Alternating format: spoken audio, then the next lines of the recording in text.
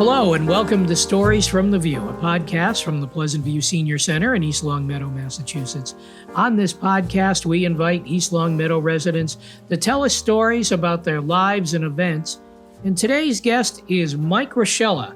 He is from the East Longmeadow Athletic Hall of Fame. He's been a resident of town since 1960. He's been involved in all kinds of activities here in town. And my name is Eric. Mary Jenowyn Kaplan is on assignment this week, so I am taking over. So welcome, Mike. Thanks, Eric. Thanks for having me. Well, it's so great to have you here. We sure do appreciate it. So thank you for coming in. You're welcome. So you've been a resident of town since 1960. So give us a little background here. I lived in Springfield, up in they call it Mason Square area, and my parents were looking to buy a house, and we ended up buying a house over in East Longmeadow behind Big Y. They built it from scratch, and my sister, myself, and my parents moved there. I believe we were in fifth or sixth grade at the time. And my father had some friends out here, and East Longmeadow was a nice small community as opposed to the hustle and bustle of Springfield. And so we moved here. And so you were in fifth or sixth grade. So like what school did you end up going to? The first school we went to was Birchland. Okay. It was called Birchland Park Junior High at the time. Right. And the old Birchland. Yes. Yes, now as it's commonly called. Yeah, it's still Birchland, but it's a middle it's a school. New building, yeah. And they built what they did is, as you probably know, is they built around the school that they had. Right. And back then, we went to Birchland until ninth grade. Oh. And then I think we were the last class, and we moved over to the high school as sophomores. Mm-hmm. Okay. So we only spent 3 years at East Longmeadow High School. The year behind us, I graduated in 1967. So the year behind us, 1968, moved over with us, and they were freshmen. So 2 classes moved over from Birchland to East Longmeadow High School. Oh, okay. Interesting. Went through the school system, played some sports, graduated in 67. At the time, the Vietnam War was hot and heavy. I ended up joining the Army National Guard. I tried to go to school. I didn't like it at the time, college. I was only 17 at the time. The following year, in 1968, I went to basic training, spent 6 months in the Army, Fort Polk, Louisiana for basic, Fort Sam Houston for medical training. Then I came home and spent 6 years. Went back to school after that, realizing I needed an education. Yeah. Got a 2-year degree from Holyoke, and then got my 4-year degree from AIC. Ah, okay, yeah, because I was going to say what? Okay, yeah. While I was doing this, I got married in 1971. I've been married for 53 years. Wow, that's impressive. Yes, to the same person. That's more impressive. Yeah. Had 3 children. They're all grown. 2 of them live in town. One of them moved just outside of town. They all went through the system. They graduated from East Longmeadow High School. Have 5 grandchildren. 2 of them have graduated from East Longmeadow High School.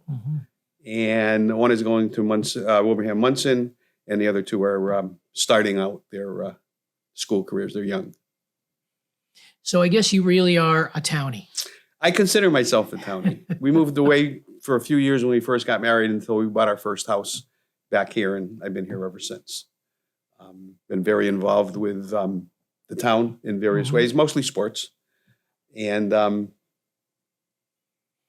so what about, before we get to the whole sports thing, what have you done for work over the years? Well, my friends will joke about it because I've had very, very many jobs. Mostly in sales, though. I've been in sales and customer service my whole life with different companies. The biggest company was Waste Management, the big trash hauling company. I was with them for 11 years. But I sold chemicals. I sold insurance. I worked for WSPR selling advertising, but in sales mostly. And my most recent job that I retired from, I was a sales rep for a company out of Long Island calling on convenience stores, selling everything you see in a convenience store. And that was my most recent position. I did other things. I had a couple of small businesses along the way. Some failed, some were successful. And I have been retired for about 9 years now. Wow. And I love it. Yeah. So you've always been involved with sports. I mean, you were saying that even in high school, you were playing sports. Yeah, I played high school football. I Mhm. played high school basketball. I played a little baseball. Not very good. I was okay, but I was not very good. Yeah. But I did that. I got involved. Back then, we used to have intramural sports. So if you didn't make the varsity or the junior varsity, you could play intramural, Mhm. which I did. And that kept me busy. Okay. Yeah. So that lifelong love of sports has evolved into something that has taken up a lot of your time over the years. So how have you been involved in sports, and how did you lead up to being involved with the East Long Meadow Athletic Hall of Fame? Well, having two boys initially, I was involved with coaching. I coached youth baseball, and soccer. Then when my daughter was a little younger than my boys, and I got involved with youth softball. And when they were very, very young, I was a member of the East Long Meadow Rec Commission, which we got together and put together the programs. I think we sat in this room. And then from that, I got involved at the high school level. Mary Tchaikovsky asked me to be involved with the Health Advisory Committee, which was not only sports, it was putting together the handbook for the high school, coaching along the way. And then the big thing that we started to do was back in the early 90s, we developed a group, which was basically the football parents and the soccer parents getting together, forming a group called the East Long Meadow Athletic and Activity Booster Club. Our sole purpose was to raise money to give back to the school so that the kids wouldn't have to pay as much for the user fee. I back see, then for they had the a user fees. fees. Yeah, right. And it was kind of crazy. So there was a bunch of us that got involved. We had concession stands, we had fundraisers, we had golf tournaments, we had meadow muffins. We did everything we could to raise as much money as possible. And we had contributors.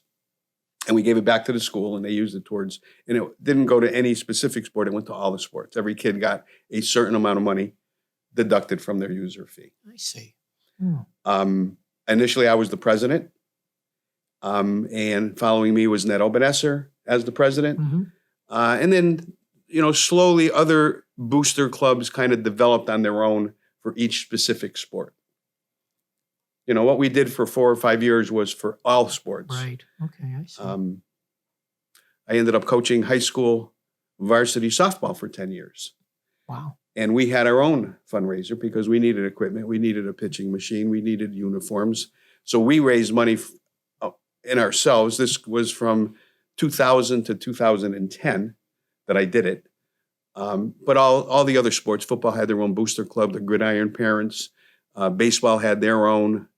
Basketball had their own because, each sport, hockey probably the most, cost a ton of money. Yeah, right. Ice time for hockey, equipment for hockey was so expensive Right. that these groups got together and raised a lot of money and, a tribute to what the parents did because, their kids wanted to play hockey and, they were having ice time at 6 o'clock in the morning and 8 o'clock at night, Right. Whenever they could get it. Right. So that's kind of what I did for a while.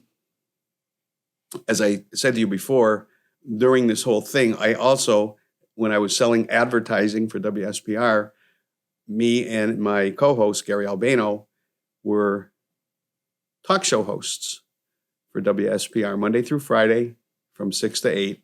It was probably the most fun thing I've ever done.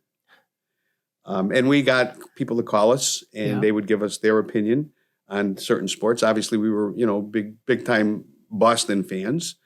And, in the early 90s, the Red Sox certainly weren't doing very well. But we talked about, hockey, basketball, college sports, local sports, in that we did that for 4.5 years. And And That's then, an amazing run for radio, actually. yeah, we had a years. ball. Back then, for those of you who are sports enthusiasts, The Fan was one of the biggest talk shows around. It was out one of of New the York. big stations, from New York City, yeah. The big one was Mike and the Mad Dog, Right. how they started. I mean, Chris Russo now has his own podcast, and he has his own thing on Sirius Radio. I mean, he's a great personality. And they also had Imus in the morning. They had That was Don the same Imus channel. on in the morning, Yep. same station, yeah. So we listened to them a lot to Yeah. get some information because they always had the best guests and they knew what was going on. Yeah. And back then, they didn't have computer stuff. We did everything through ticker tape. The UPI press, the AP press, and that's how we would get our information. So again, we did it for 4.5 years. We loved every minute of it. Unfortunately, the station went under, and we ended up not doing it anymore. Yeah. But that's kind of how my background was. And then staying in sports, coaching my kids, and then when I got to high school, just following them in sports. I didn't do I never coached them in high school, fortunately.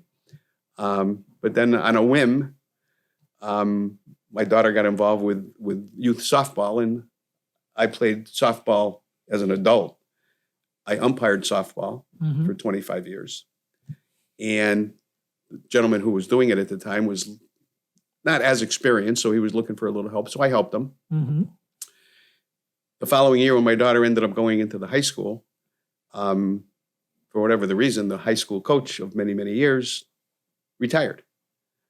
So I threw my name in the hat, and lo and behold, I got hired. I did it for 10 years. Again, loved every minute of it. We had great, great kids over the years. We actually had the best record East Long Meadow girls softball has ever had. Record still holds up. We were 18-2. Wow. We were the number 1 seed in Western Mass Division I, which has never ever happened before. And we won 17 games in a row, which is a school record for softball. So it was a lot of fun. It's amazing. My career took me so that I was out of town a little bit, so I had to give it up after 10 years. And, you know, I still follow it. A few people that I knew, Tony Bergeron took over right after me. He was the basketball coach. And then after him, it was Tony Santinello. So I kind of followed it a little bit more because my heart was in softball. Sure. Yeah. And again, I got out of it in 2010. And coincidentally, that was the year that we started the East Long Meadow Athletic and Hall of Fame. Yeah. So very, very busy life is what it really sounds active. You can like ask to my me. wife. She'll tell you. It's been very busy. Yeah. Yeah. Is he ever home? Not really. No. Well, it's funny you say that because when I played softball, I also umpired some softball. So I was gone 5 nights a week. Yeah. Monday through Friday until 8 o'clock at night, 8:30 at night. You know, you go out with the guys, have a beer. Yeah. I did that for the longest time, you know, in my 20s and 30s and 40s even. I think I stopped playing softball in my mid-40s. And then I took up golf. Yeah. Oh, okay. Then I took up golf. Well, I was just going to say, do you play golf? I'm not a golfer, but a lot of people who, they kind of graduate to golf. I never liked it. Yeah. I never thought it, you know, I'd play in tournaments here and there just to play with friends and, you know, to raise money for certain events. Matter of fact, a girl that I went to school with that I'm still good friends with, Angelica Moline, was big in the Girl Scouts. And she had she would run a tournament every year to raise money for the Girl Scouts. And I was involved with her for 10 years with that, you know, raising money. And I worked for Waste Management, and they were one of the title sponsors. So that's how kind of I got really more involved with golf. And then when I retired from doing all the things that I was doing, I said, geez, let me start playing golf. And then golf seems to be very addicting. So I probably play in excess of 100 rounds a year since COVID, especially since COVID. I felt very safe outside, you know, playing golf. Right. So you're playing several times a week. Yes. You're playing golf several times. I'm actually here in lieu of playing on a Friday morning. Sorry about that.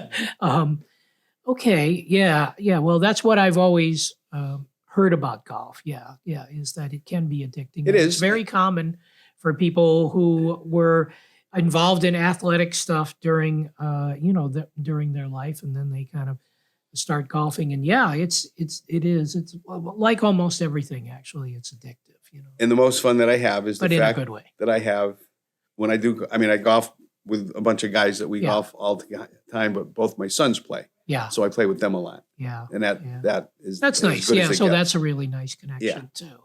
Yeah. Yeah.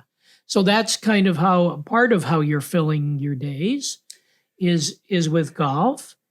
And you also have this East Longmeadow Athletic Hall of Fame. So tell us about that. Well, it started in 2010. Chuck Reddington was one of the original starters of it. Steve Bazell, Ned Obenesser, Pat Bean. These are all common names in East Longmeadow. Yep. Everybody knows most Sure. of these people. John Courtney, Bob Mazzarello, Rich Ficero at the time, who was principal, Mm-hmm. Matt Bean, who was the athletic director, myself. And it was an infectious thing where everybody talked and say, hey, we have this idea. What do you think? And everybody jumped on it. And what we do is we decided that we would like to honor the athletes, coaches, teams, and even contributors who have helped these athletes get to where they are or where they were and acknowledge their accomplishments. And over the years, we have inducted hundreds of players and coaches, teams, and contributors. And a contributor is somebody who has been very active behind the scenes. Ned Obenesser is a perfect example. Baba Trangizi is another well-known name. He passed away years ago, but Baba was very involved with youth baseball, youth football, Ned with soccer and other sports. So that's what we do. That we have a committee that kind of evaluates people and kids, what they did in their high school career. Were they all league? Were they all Western Mass? Were they all state? And we had a point system. So if you accumulated a certain amount of points, you were eligible. Yeah. Early on, we kind of were so excited about it. We kind of inducted a lot of people each year instead of a little bit less. And we kind of depleted the names. So now we do it every other year. And again, the criteria is you got to be out of school for 10 years. And we have this point system that we use, where you captain, again, all league, all Western Mass. We have some automatic people who go in, guys and girls who scored 1,000 points in basketball, for example. Yeah. All-Americans that were picked, athletic All-Americans. Also hockey people who scored over 100 points. That's a combination of goals and assists. Those are automatic, in baseball, if you got 3,000 hits, you automatically got into the Hall of Fame pretty much. But that's how it started. And everybody really jumped on it. And it's been going for almost 15 years now. We had a little hiatus during COVID. Sure. We took a few years off, but now we do it every 2 years. And this will be a year that we are going to make an induction. We do it in November. We have a very nice event. We used to have it at Elmcrest. We've had it at Chez Joseph. And most recently, and this year, we'll have it at Twin Hills. Okay. Yeah. So what, if a person wants to nominate somebody to go into the Hall of Fame, what's the starting point? I mean, Eric, that's a great question because we're always looking for people from the outside of our group to nominate athletes. We do it. We have a pretty good cross section, but most of us are older. We do have some newer members of our committee, Liz Cleveall, Eric and Ryan and his wife, Corbett. They're involved. Peter Alaminas. I'm just trying to think of some of the newer people that are younger to get another perspective because a lot falls through the cracks. So we encourage the public to nominate somebody who they think, and they can nominate anybody. The nominating committee goes through every single nomination to see if they're worthy or not. There's forms here in the rec department.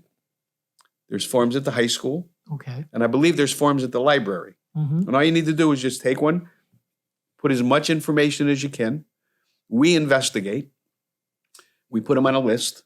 And then we decide at our meeting, who goes in this year, who doesn't go in this year. Okay. But that's one of the biggest obstacles we have faced, is that we don't get enough nomination from the general public. Mm-hmm. Some of the people who are in already, some neighbors of a particular athlete, but most of the nominations come from us. And not that we don't do a good job, but we know that there's things that fall through the cracks. Sure. Yeah. Teams, same thing. Teams that have won state titles, Western Mass titles, every single one of them are eligible. It's just, most of those we kind of know. Yeah. When we kind of put them in chronological order. So we try to put in the teams that are the oldest that have won a championship moving forward. And for a team, is it 10 years out? Everybody is 10 years. Everything is 10 years out. We've been toying with the idea of maybe changing it to 5, but we haven't done that yet. Yeah. And another challenge we have occasionally is trying to find some of these athletes who have gone to college, they've graduated, and they've kind of moved out of the area. So, that's why we were thinking of if maybe we could go to 5 years. So they graduated from college, they may still be around somewhere. Right. But that's basically what it is. And then we have this really induction ceremony, which is fantastic. We have a couple of kids from the high school come in, they're chaperones. Usually we have somebody from the high school come and sing the national anthem for us beforehand. Mm-hmm.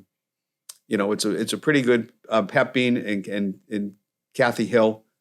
I'm sorry, not Kathy Hill. I always confuse Kathy Hood. Organized the banquet. Mm-hmm. So they are in charge of getting tickets out, securing Twin Hills, securing the menu, the price, and then getting all the money from that. So what time of year is that event held? It's around Thanksgiving. It's always on a Saturday. Okay. It's right around the 20th to the 23rd or 24th. Okay. It's usually that Saturday around Thanksgiving that we've always had it. Yeah. Like I say, we do it every other year now, and we missed a couple of years during COVID, but that's when we do it. Okay. All right. Well, interesting. Yeah. So have there been, are there people in the Hall of Fame who, and I'm being facetious because I know some of the names, but some people who have really gone on to be professional, well-known athletes that are from here in town? Well, there's one specific that we all know, and that's Nick Ahmed. Yeah, absolutely. And he was inducted in, I believe, our last or our second to the last induction. Yeah. Obviously, it's funny. Nick Ahmed was in school when I was coaching. Mm-hmm. Nick Ahmed was a 1,000-point scorer in basketball. Yeah. And obviously, he was a fantastic baseball player. Absolutely. So when I was there, it was baseball season and softball season were together. So I'd be practicing. Nick would practice with his baseball team.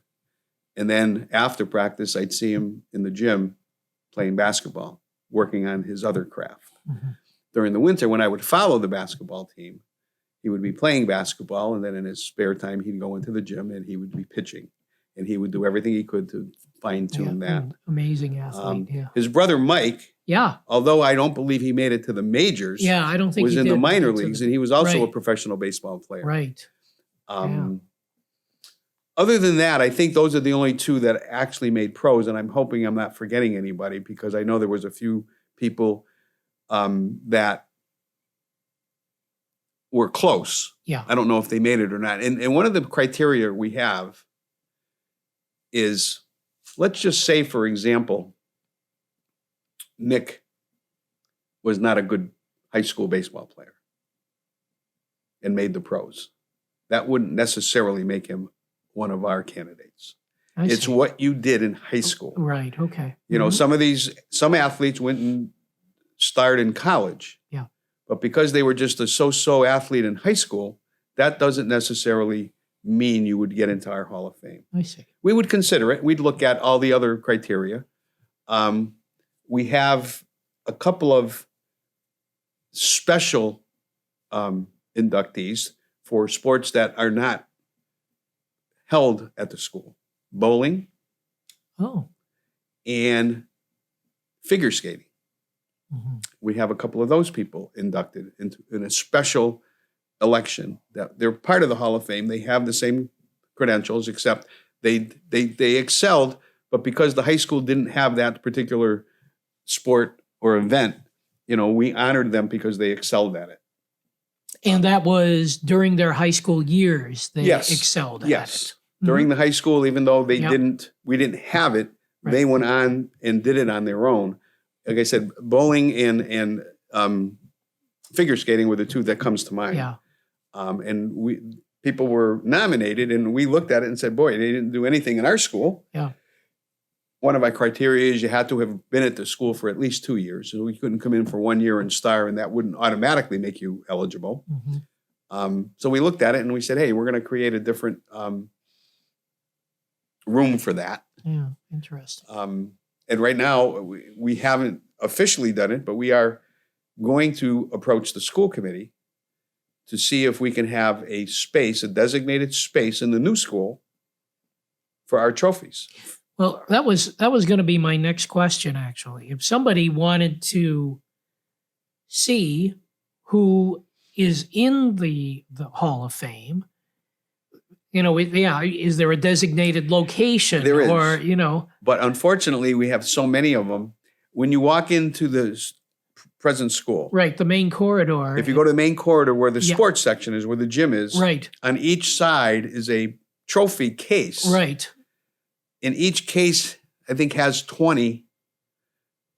We ran out of room. So we start putting them above the wall. There is another trophy case the school has always had that goes along the wall between the corridor and actually the gym. Mm-hmm. And it's actually a case. And you'll see basketballs and you'll see baseballs for individuals and teams that have excelled over the years. Well, above that is where some of our plaques are on each side of the wall. So you can see them, but sometimes they may be hard to read. Yeah. So we just didn't have a spot designated for that. And as we've grown, we've tried to find spots for them. And now we want to try, since they're going to build a new school, right, we'd like to have an area where we could have enough room to put this. So you don't know if that's even been considered. Not by the, right. We haven't approached the school committee. We've talked about it. Our board meets periodically. Yeah. That's one of the things we've talked about, because now they were going to take them down at some point when they, for the school. So we want to make sure we have a spot for them. Yeah. But we also want to make sure that we have a spot for them in the new school. So that has to go through the school committee. Yeah. I can't imagine that it hadn't been considered. But one of the big issues that we have as a committee mm-hmm. is not everybody knows that we're around. And I don't necessarily mean the school committee, but I would venture to say that everybody on the school committee is not necessarily aware of what we do and who we are. I see. So because, we have had, Rich Ficero comes to mind. Rich Ficero was the principal. He retired. He was involved with our committee. He's been on the school committee for a while. Yeah. So most of them kind of know us, but we don't bother them for anything, really. If we need something that we need permission for, we go to them. But this is something that's come up over the last few months because of the new school, that, hey, why don't we go there, plead our case, tell them what we were looking for, and just have an area, a room, something near the gym that would honor these, because bottom line, it's for all these kids that are coming through. We put wrestlers in, we put swimmers in. We have, like I said, we've had hundreds of it. This was our first year, and this was our last year. And the last year we did 4 years together because of COVID. We lost a few years. Instead of doing it 2 years, we did a 4-year thing. So Mike, for those who aren't watching on video, because this is not on video, so these are programs. Program pamphlets. Yeah, okay, we make these programs out every year for our banquet, and we obviously sell advertising, which helps, because what we do is we invite all of the athletes Sure. and we pay for them. Yep. We also make these beautiful plaques. We have a plaque that we give them, and then we have a plaque that we display. Mm-hmm. So we're looking at probably in the course of one of our inductee classes, anywhere from $2,000 to $3,000 for just that. So, we upcharge a little the banquet tickets. Mm-hmm. Yeah. We sell advertising. Yeah. And then we try to have some fundraisers. Like what we've been doing is some of the local restaurants have been very gracious to us. The Pizza Shop, Fazio's, Donardo's. And they'll have a night where you go in and they give you a percentage of all the take. Sure. So we've done that. Nice. Hot tables, Mm-hmm. which even though it's not in East Long Meadow, an East Long Meadow guy owns those. Right. So that's how we raise money. And we just try to raise money so that we can support our banquet. Mm-hmm. And unfortunately, when we have teams, because sometimes there's 30 and 40 people, we don't pay for their meals, but we do give them, we give them a certificate. And then usually the coach and or the captains of the team will accept it and have a little speech. And that's what we do. We introduce everybody at the banquet. Matter of fact, I did it last year. Mm-hmm. And we give them all their accolades, everything that they've accomplished, and then they come up. Some of them have speeches, and some of them will just say a few words. Yeah. But we let them talk and get their, acknowledgments. It's a great thing. Everybody that's in it loves it. Like I say, if we have any complaints at all, and maybe part of it is our blame that we haven't gotten to enough people, we haven't advertised it enough. We have a page on Facebook. I don't know if we have or not, but we wanted to put something on LCAT Mm-hmm. for the people who do get LCAT still. Mm-hmm. And now with all the streaming, I don't know how many of those people there are. But our biggest thing is that we feel that there's an awful lot of people out there who don't know that we exist. Yeah. And we try to keep, and we've been around for 14 years now. But yeah, that's our new one is coming out this year. We have a list of candidates.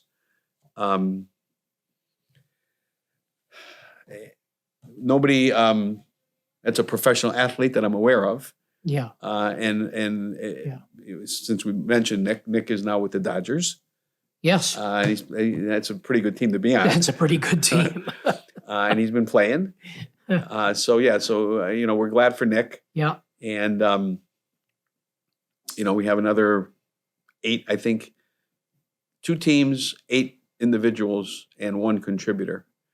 This year's contributor is Pat Mm-hmm. Bean, who's been involved with youth sports her whole life. Her whole life. Yeah. And so it's a very welcome inclusion into our contributors.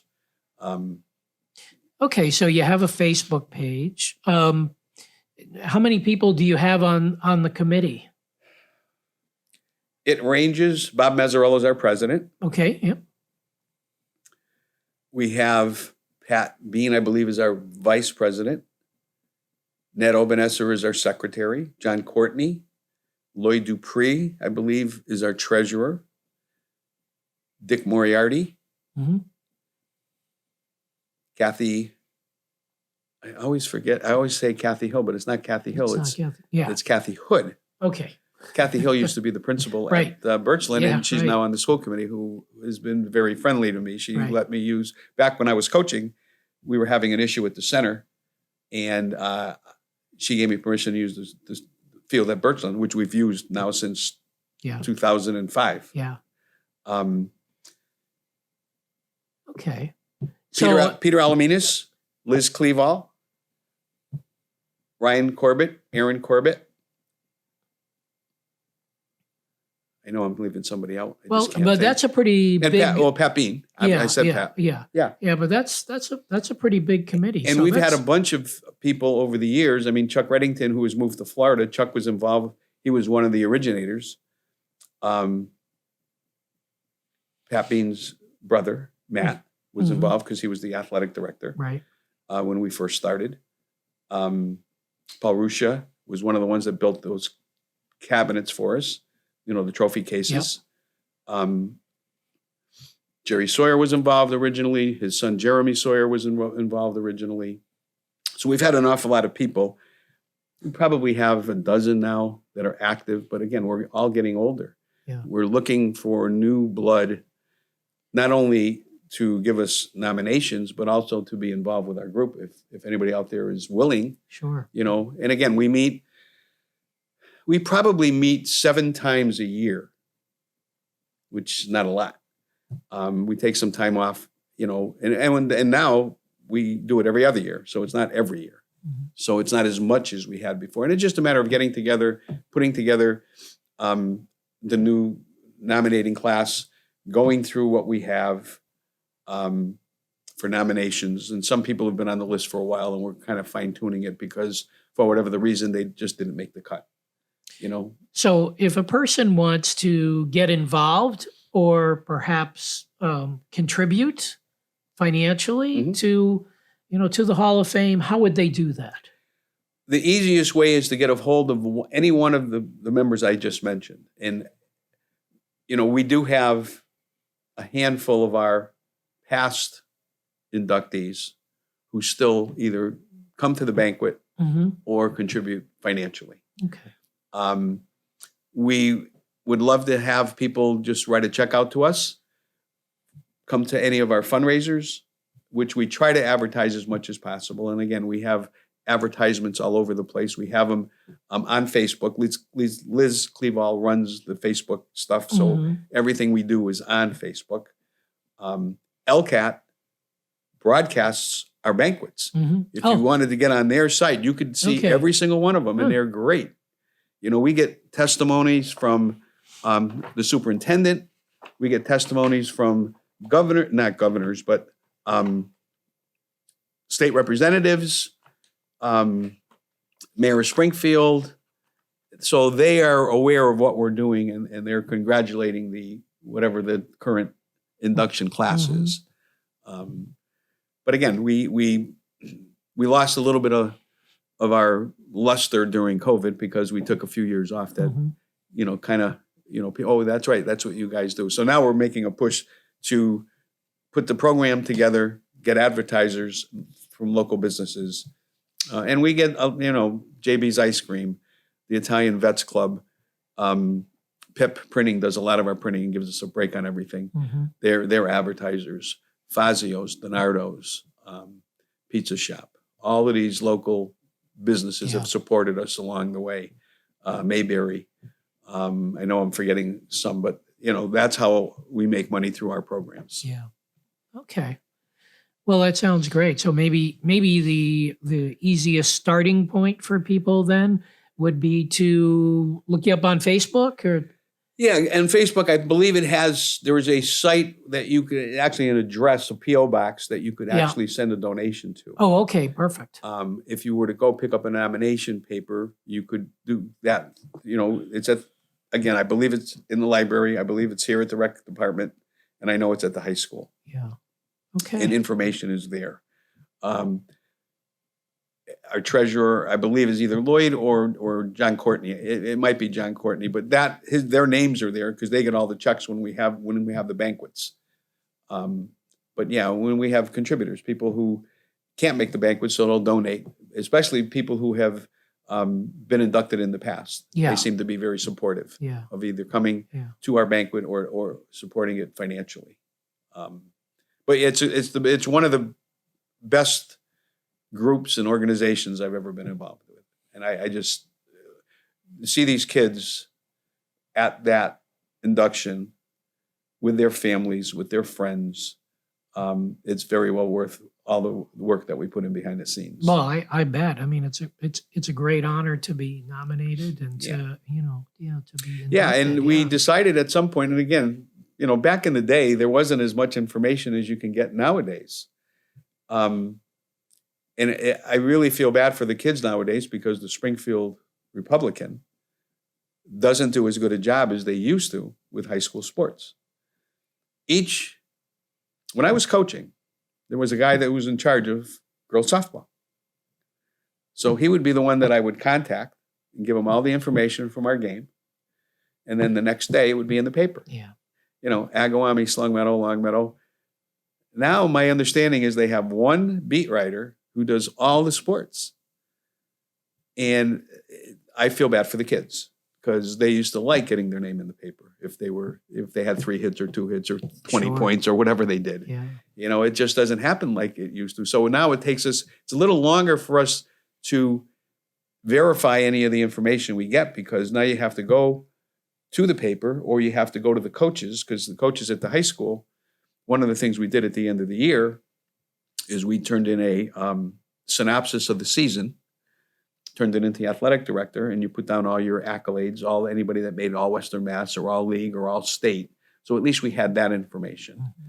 But the farther back you go, the less information you had. Yeah. So that's why some of the people that we're inducting, some of them we induct posthumously, unfortunately, and some have their accolades have been there. We just didn't know it. Fell through the cracks. So somebody would around. nominate them, and we'd say, "Oh yeah, that's right. Let's go back and check and find out." So sure enough, they're the ones that should be inducted. So that's what we do.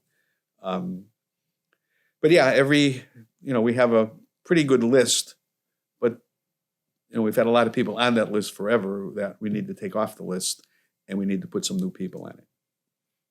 Okay. All right, Mike. Well, if Mary were here, our regular host, she's off today, but if Mary were here, she would say to you, do you have any parting words for us? I've been in East Long Meadow. I consider myself a townie. I've been in East Long Meadow my whole life. I can't think of a better place for me, my kids, my family, my friends. My closest friends are people I went to school with 55, 60 years ago. Still.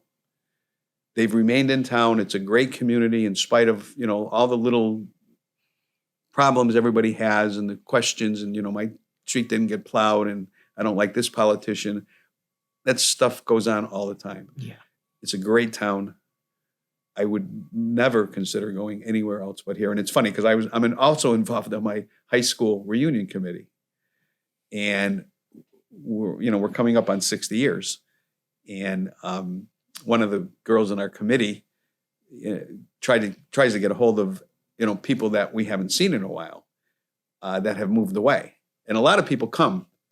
We have 2 people that come in mind. Joe Casale lives in San Diego. He's been at every single one of them, and he was a friend of mine back in the day. And Chris Willard. All her brothers are inducted as football players. Chris Willard also graduated, and she lives in California, and she's come to every single one of them. Beth Eddy lives in South Carolina, and she's been to every single one of them. But we have people that live in West Springfield, haven't been to any of them, which bothers me. But, not everybody had a great experience in high school for various reasons.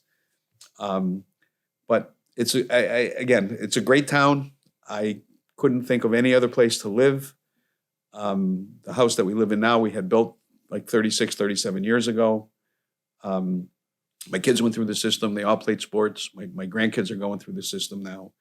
For me, it's perfect town. Yeah. It's absolutely home. Yeah. Well, thank you very much for being here, Mike. I really appreciate having you. And it was kind of fun to talk a little radio too. So yeah. That was probably that was the most fun job I ever had, was being on the radio. I wasn't getting paid a lot of money at the time, but it was fun. It was definitely fun. It never does pay a lot of a lot of money, by the way. But anyway, thanks so much for being here. Thanks for having me, Eric. Okay. Well, that's it for the Stories from the View podcast. It's available on the LCAT 01028 channel on YouTube, and we're also on Spotify. If you have a story you'd like to share on the program, contact Pleasant View Senior Center Director Aaron Kobler by stopping by the Pleasant View Senior Center or by calling Aaron at 413-525-5436, extension 1401, or you can send an email to aaron.kobler@eastlongmeadowma.gov. Thanks for listening, and we'll see you next time on Stories from the View.